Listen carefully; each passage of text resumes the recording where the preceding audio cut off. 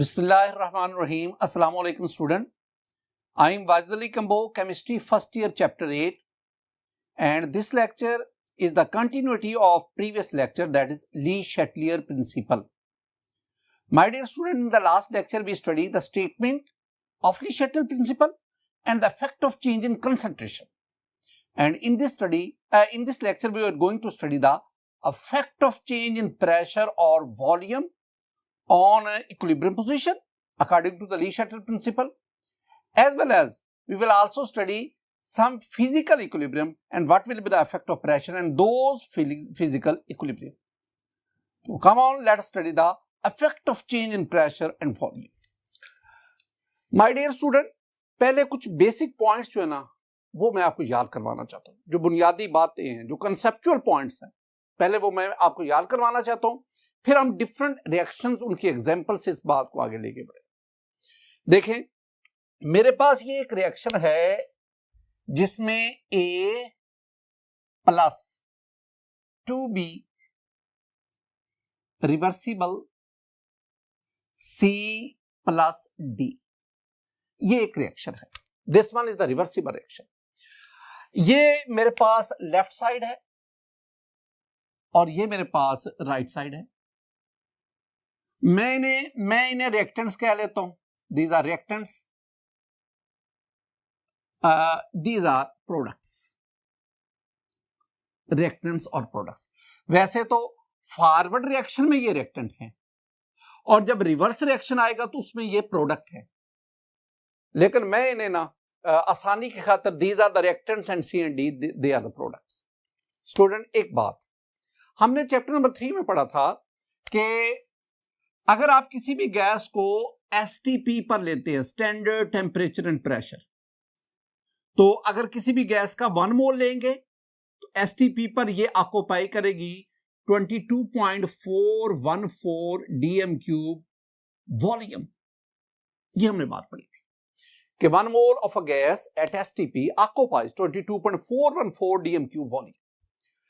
इसी तरह अगर मैं एसटीपी के बजाय RTP, room temperature and pressure की बात करूं, यानी 25 degree centigrade temperature, 1 atmospheric pressure की बात करूं, तो 1 मोल गैस ये रफली 24 डीएम क्यूब वॉल्यूम ऑक्यूपाई करता है।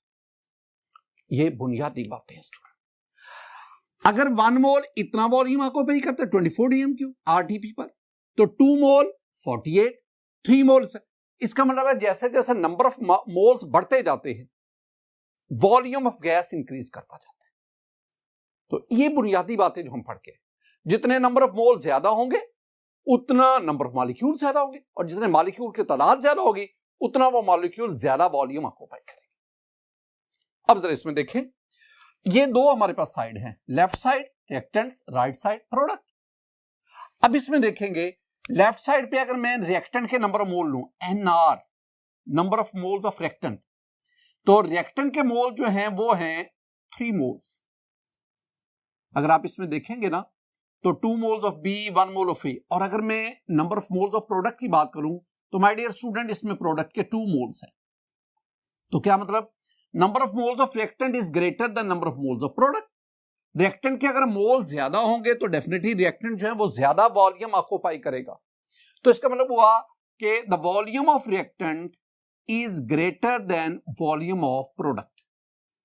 ये बात मैं आपको याद करवाना चाहता हूं। जिस साइड पर नंबर ऑफ मोल्स ज्यादा होंगे उधर मॉलिक्यूल ज्यादा होंगे, और मॉलिक्यूल ज्यादा होने का मतलब है कि उसका वॉल्यूम ज्यादा होगा। हम पढ़ना क्या चाहते हैं? हम पढ़ना यह चाहते हैं कि जब ये रिएक्शन इक्विलिब्रियम स्टेट पे आ जाए तो प्रेशर इंक्रीज करने से इक्विलिब्रियम पोजीशन पर क्या फर्क पड़ेगा, प्रेशर डिक्रीज करने से इक्विलिब्रियम पोजीशन पर क्या फर्क पड़ेगा, ये चीजें हम जानना चाहते हैं। स्टूडेंट, बॉयल्स लॉ में हमने एक बात पढ़ी है कि V inversely proportional to P। हमने क्या पढ़ा कि अगर प्रेशर ज्यादा होगा, प्रेशर इंक्रीज करेंगे तो वॉल्यूम क्या होता जाएगा, कम होता जाएगा। तो प्रेशर बढ़ाने से वॉल्यूम कम होता जाता है। तो जब मैं कहता हूं ना effect of change in pressure, तो मैंने साथ वॉल्यूम की भी बात की। जब मैं कहता हूं ना कि if we increase the pressure, तो इनडायरेक्टली मैं आपको कह देता हूं if we decrease the pressure volume. तो प्रेशर इंक्रीज का मतलब है वॉल्यूम डिक्रीज हो रहा है। अब जरा सुननी बात, माय डियर स्टूडेंट, इधर नंबर ऑफ मोल ज्यादा है, इट मींस इधर मॉलिक्यूल ज्यादा है, इधर नंबर ऑफ मोल कम है, इट मींस इधर मॉलिक्यूल कम है। जब हम प्रेशर बढ़ाएंगे, अब आए असल काम की तरफ, जब हम प्रेशर बढ़ाएंगे रिएक्शन उधर, इक्विलिब्रियम उधर शिफ्ट होगा जिधर उस प्रेशर इंक्रीज इन प्रेशर को एडजस्ट किया जा रहा है। जब आप प्रेशर इंक्रीज करते हैं, प्रेशर इंक्रीज का मतलब आप वॉल्यूम रिड्यूस करते जा रहे हैं। जब आप प्रेशर इंक्रीज करेंगे इक्विलिब्रियम उधर शिफ्ट हो जाएगा जो इंक्रीज इन प्रेशर को एडजस्ट करेगा। और इंक्रीज इन प्रेशर कहां एडजस्ट होगा? जहां पे वॉल्यूम कम होगा।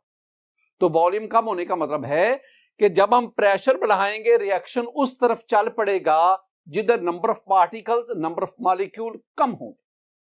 आपने ज़हन में बात क्या बिठानी है? हम कहेंगे कि when pressure is increased, when pressure is increased, या दूसरे अल्फाज में मैंने कहा कि when volume is decreased, pressure increase का मतलब है कि volume is decreased। जब प्रेशर बढ़ता है या वॉल्यूम कम होता है, the reaction shift, the equilibrium shift in the direction where number of moles are less. The reaction, या जिसे आप इक्विलिब्रियम कह लें, the equilibrium shifts to the direction where, दो बातें कर लो, where volume is decreased, volume is decreased, जहां वॉल्यूम कम होता है, या दूसरे अल्फाज में कह लो वेयर नंबर ऑफ मॉलिक्यूल्स, या जिसे मोल्स कह लो, आर लेस, जहां मॉलिक्यूल्स की तादाद या मोल्स की तादाद। यह बात ज़हन में बिठा लो। प्रेशर बढ़ाएंगे इक्विलिब्रियम उधर शिफ्ट हो जाएगा जिधर वॉल्यूम कम होगा, जिधर नंबर ऑफ मोल्स कम होंगे। इसके उलट चले जाओ, अगर प्रेशर कम करेंगे तो इक्विलिब्रियम उधर शिफ्ट हो जाएगा जिधर नंबर ऑफ मोल ज्यादा होंगे। ये दो बातें ज़हन में बिठा। आइए तीन आगे केसेस हम डिस्कस करते हैं। पहली बात, माय डियर स्टूडेंट, मेरे पास है पहला केस जिसमें मैं सॉलिड और लिक्विड फेज इक्विलिब्रिया की बात करते हैं। सॉलिड और लिक्विड फेज इक्विलिब्रिया, मेरे पास ये एक एग्जांपल है, CH3 COOH, this one is acetic acid. ये रिएक्शन करवाते हम इसका एथानॉल के साथ, this one is also the aqueous in the presence of acid catalyst, and we have CH3 COO C2H5, this one is ester ethyl acetate along with water। my dear student, आप इस reaction को देखें। इस reaction में reactant they are in aqueous solution, product they are in liquid state in aqueous solution.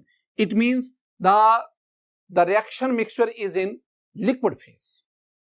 अब आप ज़हन में बिठाएं, in liquid and solid the ions or molecules are closely packed and increase in pressure will not affect the volume change in liquid and solids।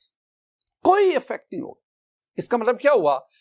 ऐसे reversible reaction, ऐसे equilibrium system जिनमें solid या liquid phase involve होगी, अ change in pressure does not affect the equilibrium position।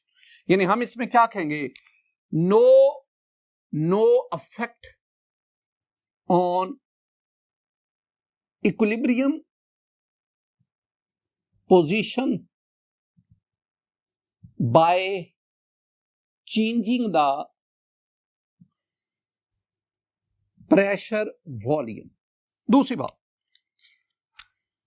My dear student, दूसरा point मेरे पास है कि gaseous phase reaction gaseous phase reaction in which number of moles of reactant are equal to number of mole of product, जिसमें reactant और product के moles बराबर है। मसलन मेरे पास ये reaction है, H2 hydrogen when it is treated with iodine vapors, they are purple vapors, we get hydrogen iodide. Look at this reaction. इसमें number of moles of reactant, NR, number of moles of reactant, 1 mole of iodine, 1 mole of hydrogen, so we have 2 moles of reactant. Number of moles of product, we have 2 moles of HI. I mean, in this reversible reaction, the number of moles of reactant and product are equal. जितना volume reactant ने occupy किया उतना ही volume product ने occupy किया। यानी मैं कह सकता हूं कि volume of reactant is equal to volume of product. तो इसका मतलब क्या हुआ, अगर जब ये रिएक्शन इक्विलिब्रियम स्टेट पे पहुंचता है, a change in pressure or volume does not disturb the equilibrium position. आप इसका प्रेशर कम करें, प्रेशर ज्यादा करें, इसकी इक्विलिब्रियम पोजीशन पर कोई फर्क नहीं पड़ेगा। तीसरी बात, तीसरा जो पॉइंट हमारे पास आया ना नंबर 3 पे, वो है gaseous phase reaction, gaseous phase reactions in which number of moles of reactant are not equal to number of mole of product. Reactants और प्रोडक्ट्स के मोल्स बराबर नहीं है। यही वो पॉइंट है जिसको हम डिस्कस करने निकले। माय डियर स्टूडेंट, इसमें दो बातें।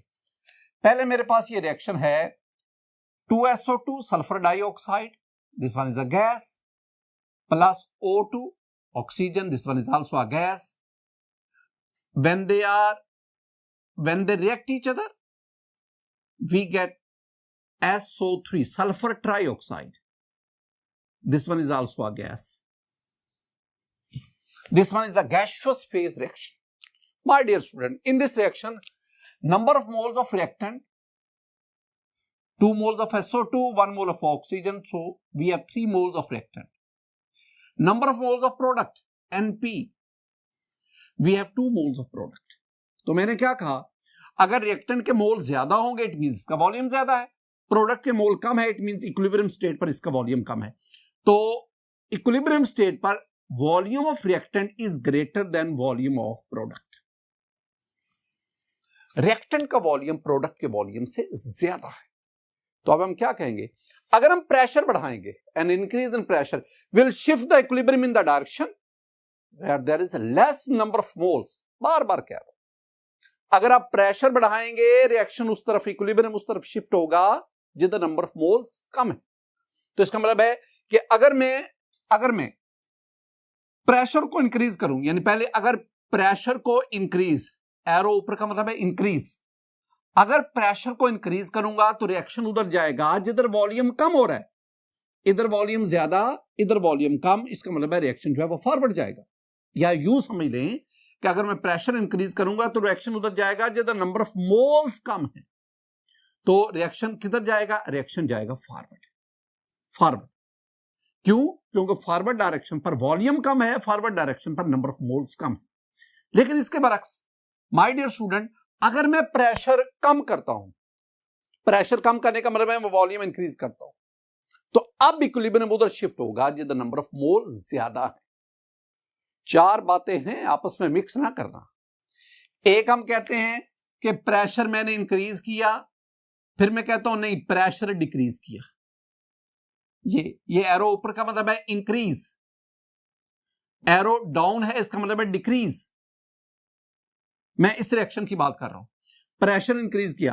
प्रेशर इंक्रीज को हम इनडायरेक्टली भला क्या कहते हैं, प्रेशर इंक्रीज को इनडायरेक्टली हम कहते हैं वॉल्यूम डिक्रीज किया। ये एक ही बात है कि जब हम प्रेशर इंक्रीज करते हैं यानी वॉल्यूम डिक्रीज करते हैं तो इक्विलिब्रियम फॉरवर्ड शिफ्ट होगा इस रिएक्शन के लिए, और जब हम प्रेशर कम करते हैं, प्रेशर कम करने का मतलब है हम वॉल्यूम इंक्रीज करते हैं, तो इक्विलिब्रियम रिवर्स शिफ्ट होगा, बैकवर्ड शिफ्ट होगा, यानी SO2 और O2 की कंसंट्रेशन। लेकिन एक बात याद रखना, बहुत इंपॉर्टेंट पॉइंट, कि ये रिवर्सिबल रिएक्शन जब इक्विलिब्रियम स्टेट पे आते हैं with a change in pressure और volume, equilibrium position disturbs but KC does not disturb. KC disturb नहीं होता, इक्विलिब्रियम पोजीशन डिस्टर्ब होती। आप इसी बात को ना क्वांटिटेटिवली भी डिस्कस कर सकते हैं। अगर आप इस रिएक्शन जो है ना ये वाला, अगर आप इसका केसी एक्सप्रेशन लिखें तो माय डियर स्टूडेंट, इस रिएक्शन का जो केसी एक्सप्रेशन है ना वो मेरे पास आएगा 4x² v over a minus 2x² और b माइनस x। ये हम पीछे पढ़ के आए। अब इसमें x क्या है? x is the equilibrium concentration of SO3, I mean product. a minus 2x क्या है? This one is the equilibrium concentration of SO2 और b माइनस x क्या है? This one is the equilibrium concentration of oxygen. v क्या है? This one is the volume. अब जरा ना मैंने कहा क्या कि a change in pressure disturb the equilibrium position but does not disturb the Kc. Kc is the constant here. A change in pressure does not disturb the Kc. Kc is constant. इसका मतलब Kc है specific value, इसके लिए इसकी एक मखसूस value होगी।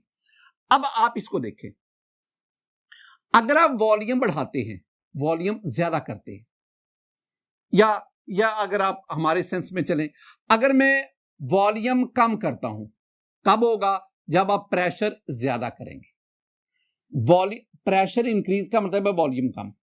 अगर आप इसको कम करेंगे, इसको कम करने का मतलब है कि आपको एक्स को ज्यादा करना पड़ेगा। ये क्यों करना पड़ेगा? देखें, अगर मेरे पास हो 2 multiply by 10 it is equal to 20। अगर मैं इसको कम करता हूं, इसको मैं 5 करता हूं, तो माय डियर स्टूडेंट डेफिनेटली अगर आप इसको कम करेंगे तो ये आपको कितना करना पड़ेगा? 4।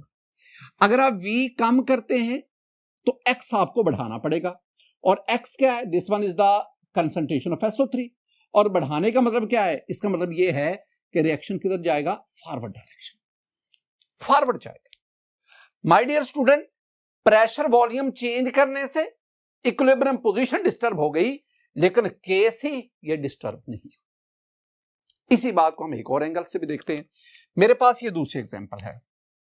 माय डियर स्टूडेंट, मेरे पास है PCl5, this one is a gas, it converts into PCl3, this one is a gas, plus Cl2, ये भी है।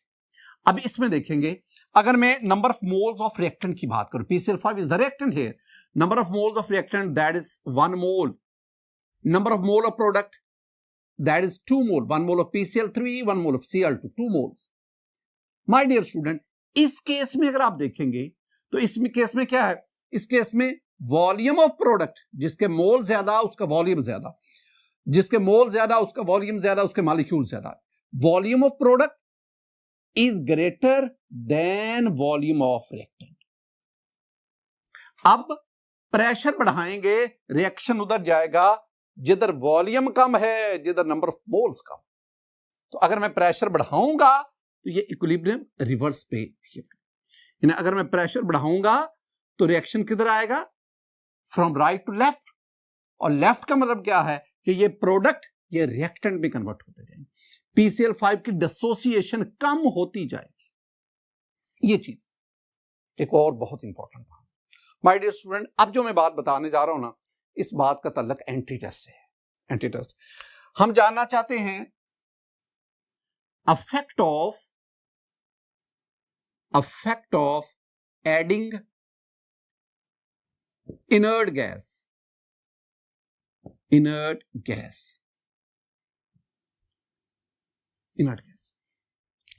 3 बातें ज़हन में रखनी है, 3 पॉइंट। पहला पॉइंट, नंबर 1, पहला point, if delta V is 0, delta V 0 का मतलब है वॉल्यूम इज कांस्टेंट। एक मेरे पास रिवर्सिबल रिएक्शन है, इक्विलिब्रियम स्टेट पे है, वॉल्यूम उसका कांस्टेंट कर दे। वॉल्यूम कांस्टेंट करने का मतलब है कि ये आपके पास कंटेनर है, ये कंटेनर है, ये पिस्टन है, पिस्टन, आप पिस्टन को फिक्स कर दो, piston is fixed, piston fix का मतलब है delta V is 0, no change in volume. Piston fix का मतलब है वॉल्यूम इज कांस्टेंट। अब वॉल्यूम कांस्टेंट है, इसके अंदर ये रिएक्शन हो रहा है, इसके अंदर suppose N2 plus 3H2 reversible 2NH3, ये अमोनिया की सिंथेसिस है, हैबर प्रोसेस है, इक्विलिब्रियम एस्टेब्लिश है। पिस्टन को आपने फिक्स कर दिया, वॉल्यूम कांस्टेंट कर दिया। अब इसके अंदर आप कोई इनर्ट गैस ऐड करें, इनर्ट गैस मसलन आपके पास हीलियम है, नियोन है, आर्गन है, you have many inert gases. Inert gas वो गैस जो रिएक्टेंट और प्रोडक्ट उसके साथ रिएक्शन नहीं करेगी, इक्विलिब्रियम कंसंट्रेशन डिस्टर्ब नहीं होगी। जब आपने इनर्ट गैस ऐड की, वॉल्यूम में कोई चेंज नहीं, कंसंट्रेशन में कोई चेंज नहीं। याद रख रहे हैं एक बात, हम कहते हैं ना कि concentration that is equal to N over V। N over V, concentration of reactant, number of moles of reactant, volume of the reactant, divide करें। अब जब इसके moles, no change in moles of reactant, no change in mole of product, क्योंकि inert gas ने ना reactant के साथ reaction किया ना प्रोडक्ट के साथ रिएक्शन किया। इट मीन रिएक्टेंट और प्रोडक्ट उसके नंबर ऑफ मोल्स में कोई चेंज नहीं आई, और इनर्ट गैस ऐड करने से वॉल्यूम में भी कोई चेंज नहीं आई।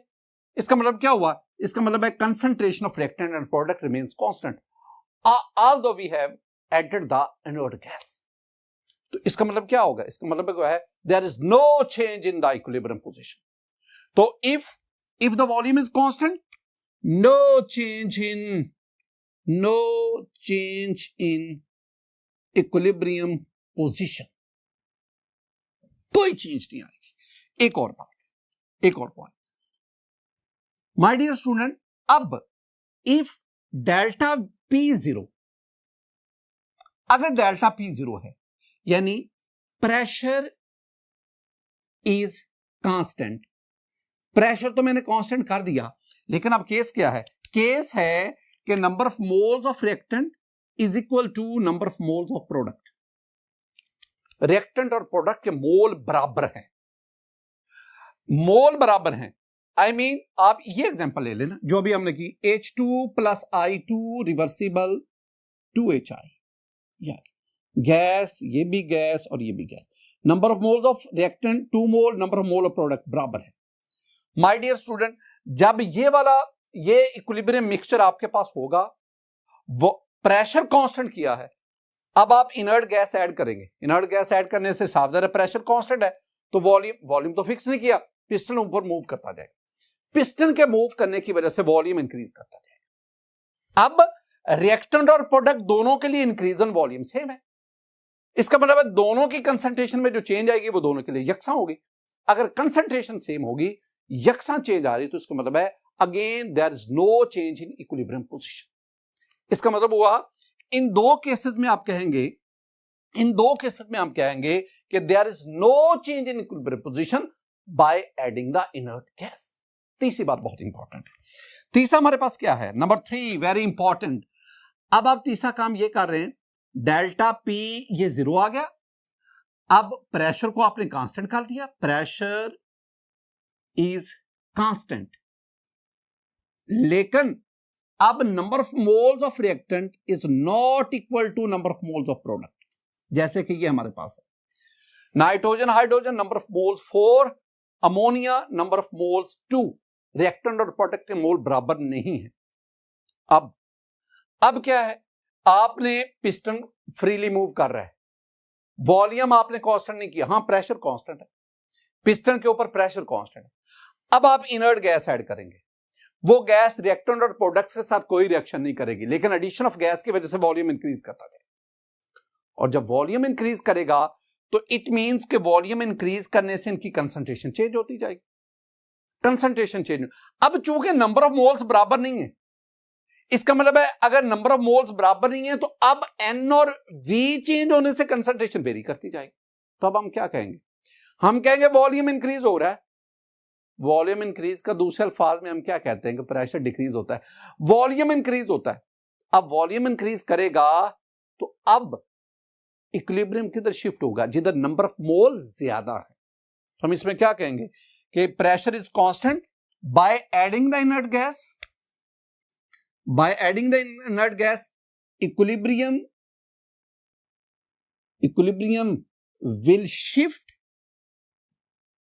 will shift in the direction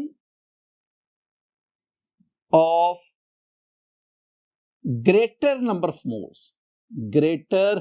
number of moles. ये तीन बातें, ये एंटी टेस्ट के लिए, आई मीन एमडी कैट के लिए, और साथ ही साथ जो ई कैट के स्टूडेंट है वो भी जरा इसको देख लें कि उनके लिए नेस्ट वगैरह के एग्जाम में उनको हेल्प आउट कर सकता है ये वाली जो बात। हम आगे बढ़ते हैं, कुछ और basic concept in case of physical equilibrium. My dear student, दो चीजें जरा पढ़ें। Effect of pressure on boiling point मेरे पास ना ये वाटर है, वाटर एक साइड पे मैं वाटर लेता हूं और वाटर इज अ लिक्विड और it is in equilibrium with vapours, तो गैसियस फॉर्म। तो लिक्विड और वाटर बॉयल कर रहा है, कुछ बहुत बुनियादी बात है स्टूडेंट। अब जरा गौर से देखना, मेरे पास ये एक कंटेनर है, this one is the container. इस कंटेनर में ये वाटर है, वाटर लिक्विड स्टेट में। आपने इस कंटेनर को ओपन करें, पहली बात, this one is an open container. अब वाटर की सरफेस पर एक्सटर्नल प्रेशर है और एक्सटर्नल प्रेशर जो है वो 760 टॉर है, टॉर। अब आप वाटर को हीट करें, जो ही वाटर को हीट करेंगे वाटर वेपर्स में कन्वर्ट होगा और वो वेपर्स वाटर की सरफेस पर प्रेशर डालेंगे, that is called the vapour pressure.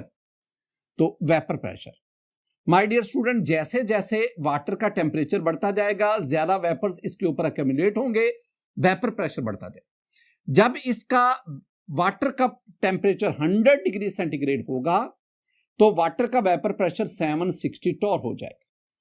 My dear student, जब वाटर का वेपर प्रेशर एक्सटर्नल प्रेशर के बराबर हो जाए, उस टेम्परेचर पर वाटर का ये जो टेम्परेचर है, this one is called boiling point of water. अब एक काम करें, अब आपने पानी को ऊपर से कवर कर दिया, क्लोज कंटेनर, प्रेशर कुकर आपने ऊपर से कवर कर दिया। अब क्या होगा, आपने एक्सटर्नल प्रेशर इंक्रीज कर रहे हैं। अब ये जो वेपर्स इकट्ठे होंगे ना, इनका प्रेशर बढ़ता जाएगा। इन वेपर्स के प्रेशर को हम दो सेंस में लेंगे, वो एक्सटर्नल प्रेशर भी होगा, वो वेपर प्रेशर भी होगा। ये बहुत माइक्रोस्कोपिकल स्टडी है। अब होगा क्या, अब ये होगा कि जो ही आप एक्सटर्नल प्रेशर बढ़ते हैं, यानी अब आप प्रेशर इंक्रीज करते हैं। अब आए ना ली शटल प्रिंसिपल, जब आप प्रेशर इंक्रीज, इसमें देखो ना, इसमें क्या है, वेपर्स, वाटर लिक्विड स्टेट। आप जानते हैं कि volume of vapours is greater than volume of water in liquid form. Vapours का वॉल्यूम लिक्विड वाटर से ज्यादा होता है। हमने क्या पढ़ा, हमने कहा कि जब ये इक्विलिब्रियम एस्टेब्लिश होता है तो प्रेशर इंक्रीज करेंगे, रिएक्शन उधर जाएगा जिधर वॉल्यूम कम है। तो इधर वॉल्यूम कम है, इसका वॉल्यूम ज्यादा है, तो जब आप प्रेशर इंक्रीज करेंगे रिएक्शन किधर जाएगा, रिएक्शन रिवर्स पे जाएगा। तो मैं क्या कहूंगा कि जब आप प्रेशर इंक्रीज करेंगे, एरो ऊपर का मतलब है इंक्रीज करेंगे, जब आप प्रेशर इंक्रीज करेंगे रिएक्शन किधर जाएगा, रिएक्शन रिवर्स जाएगा। रिवर्स का मतलब क्या है, रिवर्स का मतलब है कि प्रेशर इंक्रीज करने पर जो वेपर्स हैं ये किस में कन्वर्ट होंगे, वाटर्स में, कंडेंस होते जाएंगे। जब वाटर वेपर्स कंडेंस होते जाएंगे इट मींस वेपर प्रेशर कम हो जाएगा। अब आप मजीद हीट करेंगे ताकि दोबारा एक्सटर्नल और वेपर प्रेशर ऑफ लिक्विड बराबर आ जाए। दोबारा हीट करने का मतलब है कि वाटर का बॉइलिंग पॉइंट इंक्रीज करेगा। तो सिंपली हम क्या कहेंगे, अगर आप सारी गुफ्तगू को मैं कंक्लूड करूं, मैं कहूंगा with increase in external pressure, when external pressure is increase the boiling point of a liquid also increase. जब एक्सटर्नल प्रेशर बढ़ाएंगे तो लिक्विड का बॉइलिंग पॉइंट भी बढ़ता है। ये आप चैप्टर नंबर 4 में पढ़ के। अब आगे बढ़े, effect of pressure on melting point, very important. दो बातें मैं डिस्कस करूंगा माय डियर। पहला, मेरे पास आइस सॉलिड और इधर मैं वाटर ले लेता हूं, दैट इज लिक्विड। ठीक है, अब आइस और वाटर दोनों इक्विलिब्रियम स्टेट में है। कुछ बातें पहले देखें, फिर मैं ना आपको समझाता हूं कि ऐसा हुआ क्या है। पहले फिजिकल फिनोमेना तो देखें ना। माय डियर स्टूडेंट, मेरे पास ना ये एक कंटेनर है, इसमें आइस और वाटर दोनों है और इसका टेम्परेचर जो है वो 0 degree centigrade. I mean we can say that 0 degree centigrade is the melting point of ice. बर्फ भी है, पानी भी है, यानी लिक्विड और सॉलिड दोनों इक्विलिब्रियम में है। अब आप इसमें देखेंगे ना, हम इसके ऊपर ना प्रेशर इंक्रीज करते हैं, प्रेशर इंक्रीज करते हैं। जो ही हम प्रेशर इंक्रीज करेंगे, ये बर्फ के पिघलने का अमल, द मेल्टिंग ऑफ आइस, वो तेजी से बढ़ता जाएगा। और जब प्रेशर बहुत ज्यादा बढ़ा दिया तो क्या पता चला? पता ये चला कि आइस सारी की सारी जो है वो वाटर में कन्वर्ट हो गई। इसका मतलब हुआ कि अगर हम बर्फ को, आइस को मेल्ट करवाना चाहते हैं तो हम पर उस पर एक्सटर्नल प्रेशर बढ़ाते हैं। अब जरा इसमें आए, ये जो मैंने बात की उसको हम इस सेंस में कैसे देखते हैं। My dear student, you know in chapter number 4 that the volume of ice is greater than volume of water. हम पढ़ते हैं आइस फ्लोट्स ऑन वाटर, बर्फ पानी के ऊपर तैरती है। Why? Because the density of ice is less than water. Ice ज्यादा वॉल्यूम रखती है एज कंपेयर टू वाटर। अब volume of ice is greater than volume of water. अब क्या होगा? प्रेशर बढ़ाएंगे, रिएक्शन किधर जाएगा? जिधर वॉल्यूम कम है। इसका वॉल्यूम ज्यादा, इसका वॉल्यूम कम, प्रेशर बढ़ाएंगे किधर जाएगा? जिधर वॉल्यूम कम है, V कम है, इधर V ज्यादा है। तो इसका मतलब है रिएक्शन फॉरवर्ड जाएगा। फॉरवर्ड जाने का मतलब है आइस मेल्ट करके किस में कन्वर्ट होती जाएगी? वाटर। और भी इसका भी मतलब है, इसका मतलब है जब हम प्रेशर इंक्रीज करते हैं, आइस वाटर में कन्वर्ट हो जाती है। दूसरे अल्फाज में, कंसेप्चुअली बात, दूसरे अल्फाज में आइस का मेल्टिंग पॉइंट कम हो। तो हम क्या कहेंगे? When pressure is increased, when pressure is increased, melting point of ice decreases, कम हो गया। लेकिन इसके बरक्स वाटर तो अनॉमलस बिहेवियर शो करता है, इरेगुलरिटी इन बिहेवियर शो करता है। इसके बरक्स आप कोई भी सॉलिड ले ले, वाटर को छोड़ दो, आइस को छोड़ दो, किसी और सॉलिड की बात करो, और वो कन्वर्ट हो रहा है लिक्विड में। सॉलिड और लिक्विड के दरमियान इक्विलिब्रियम एस्टैब्लिश। अब आप जानते हैं, मैं बार बार कह रहा हूं, आइस और सॉलिड, आइस और वाटर की बात नहीं होगी। आइस का वॉल्यूम ज्यादा होता है, वाटर का कम है। लेकिन अगर आप आम सॉलिड और लिक्विड की बात करें, सॉलिड में मॉलिक्यूल क्लोजली पैक्ड होते हैं, लिक्विड में फिर भी थोड़ा सा गैप आ जाता है। इसका मतलब क्या हुआ? सॉलिड का वॉल्यूम कम है, लिक्विड का वॉल्यूम ज्यादा है। तो हम इसमें क्या कहेंगे? वॉल्यूम ऑफ लिक्विड ये ज्यादा है as compare to volume of solid. ये आम सॉलिड्स की बात हो रही है। इसका मतलब क्या हुआ कि सॉलिड का वॉल्यूम कम और लिक्विड का वॉल्यूम ज्यादा। तो हम क्या कहते हैं? हम कहते हैं प्रेशर बढ़ाएं, रिएक्शन किधर जाएगा? जिधर वॉल्यूम कम है। तो प्रेशर बढ़ाएंगे तो लिक्विड किस में कन्वर्ट होता जाएगा? सॉलिड। और लिक्विड के सॉलिड में कन्वर्ट होने का मतलब है कि मेल्टिंग पॉइंट इंक्रीज करेगा। ये तो हम इसमें क्या कहेंगे? हम कहेंगे in this case when pressure is increased, melting point also increases, ये भी बढ़ता जाता है। माय डियर स्टूडेंट, आज के इस लेक्चर में हमने ली शैटलियर प्रिंसिपल, उसके जो सेकंड इफेक्ट है, यानी effect of change in pressure और effect of change in volume, इसको स्टडी किया। मेरी दुआ है कि अल्लाह ताला आप पर अपना फजल और करम फरमाए। अल्लाह ताला आप